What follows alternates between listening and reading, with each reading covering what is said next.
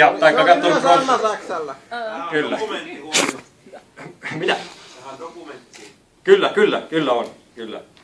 Mä valmistelin tämmöisen pienen faktasheetin tästä elokuvasta, joka syventää teidän tätä elokuvanautintoanne. Eli Death Wish 3 on nimensä mukaisesti 3. osa tätä 5-osasta saagaa, legendaarista saagaa, jonka on tuottanut siis Cannon Group. Cannon Group osti Dino De Laurentisilta elokuvan jatko-osin oikeudet tämän ykkösosa, joka menestyi tosi hyvin. Se tuli vuonna 1974 ja sille povattiin jopa Oscar-ehdokkuutta, mutta sitä se ei ihan saanut. Buu! Nee.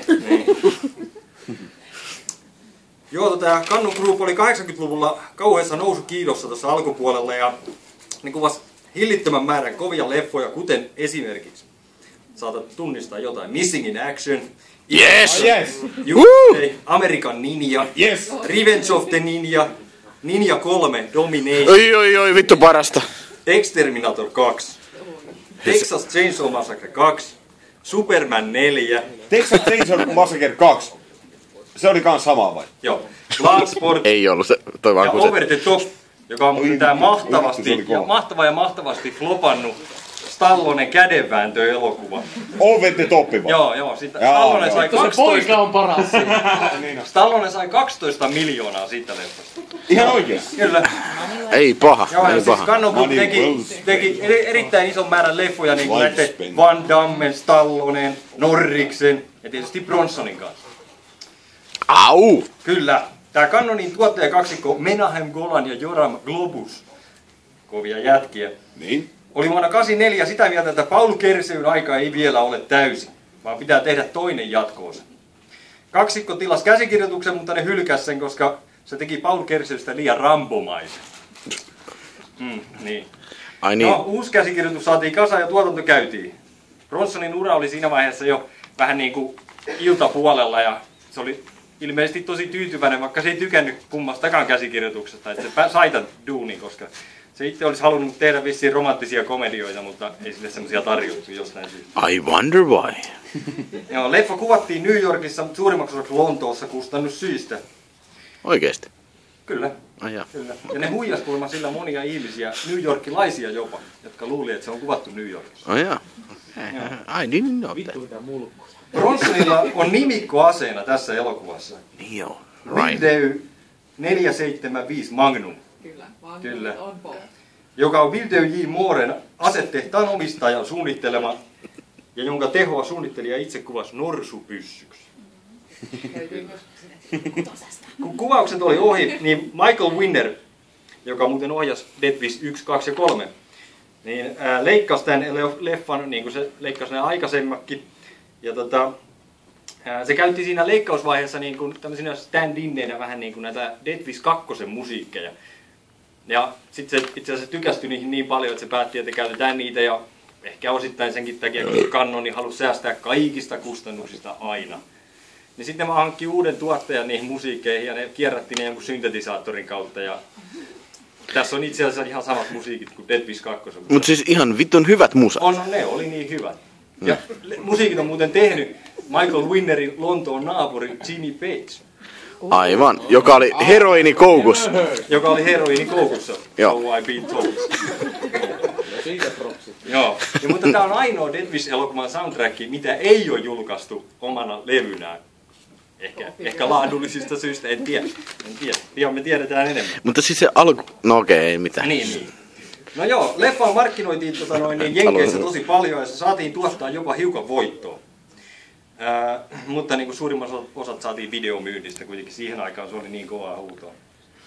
Ensi illan Suomessa Death Wish 3 sai 5. syyskuuta 1986, eli melkein vuosi USAn ensi illan jälkeen. En tiedä kuinka Suomessa tehtiin markkinointia, mutta esimerkiksi Japanissa osattiin markkinointi. Siellä osattiin pelkistää, tehdä niin kuin kaikki tyylikkäästi. Esimerkiksi Tokiossa oli tähän aikaan semmoinen iso mainospyloni, mikä päässä oli ainoastaan Bronsonin naama. Siinä ei ollut mitään tekstiä, siinä ei ollut mitään mainoslausetta, siinä oli vaan Bronsonin naama. Kyllä, se toimi. Voitaisiin perustaa jonkunnäköinen adressi ja taas tuohon keskustelulle samanlainen. Se toimi siis äärettömän. Seppo Saarinen on varmaan. Sitten vielä oli, niin piti mainita vielä tästä, että tästä leffasta on tehty siis mahtava tietokonepeli, jossa niin kuin sinä saat olla Paul Kersey. Tehtävänäsi on ampua mahdollisimman paljon punkkareita, huoria ja narkkareita. Osumatta vahingossa singolla viattomiin pyörätuolimummoihin. Kyllä. Ja muistan, kun meitä tää pelattiin nuorena, niin jäi punkkarit ampumatta kyllä usein. Kyllä jo. Sinko osu useimmiten mummuihin kyllä. Aina kun osu mummoihin, sen lihakasalla. Siinä pelattiin myös kauppiksessa. No niin. It's a game. It's a game. Hyvä musiikki. Sitten otetaan vähän vielä tilastotietoa. Tässä elokuvassa tapetaan 78 ihmistä, mikä on niinku 3 kertaa enemmän kuin 1 ja 2 yhteensä. Eli siis selkeästi tämä toinen käsikirjoitus on erittäin kaukana niinku Rambo-meistä. Joo, niin, right. Ne niinku pääsi siinä tavoitteeseen. Yhteensä kaikissa 5 elokuvassa Paul Kersey tappaa rumpujen pärinää 117 ihmistä. Vaan! Eli siis suurin osa tapetaan 3. No joo, no tässä mulla on kaikkien leffojen statistiikka. 117 ihmistä vaan. 4:ssakin tapetaan 64. Okei. On aika kova sekin vielä. On se kyllä aika tappo. Joo. Otetaan tähän lopuksi vielä tekijöiden omat kommentit elokuvasta. Joo. Nämä on englanniksi, koska niin, näistä ei olisi tullut niin hyviä, jos mä olisin kääntänyt. En mä tiedä, tuleeko sitä hyviä, kun mä äännän nämä. Mutta... That's right. Itse Bronson sanoi, too violent, needlessly violent. To me it was awful and ridiculous. Ja sitten tää on niinku ihmeellinen, tää Menahem Golan. Yes. Tää suuri mies, tämä rauhan lähettiläs Israelista, sanoi näin. It has a rape scene in it like you've never seen. Tää siis mainostaa täällä. It's the most violent movie I've ever seen, but don't misunderstand me. It's an anti-violence film. Fantastic movie. Ja Jee! leffu pyörimään. Filmi pyörii! Woo! Kiitos Matti.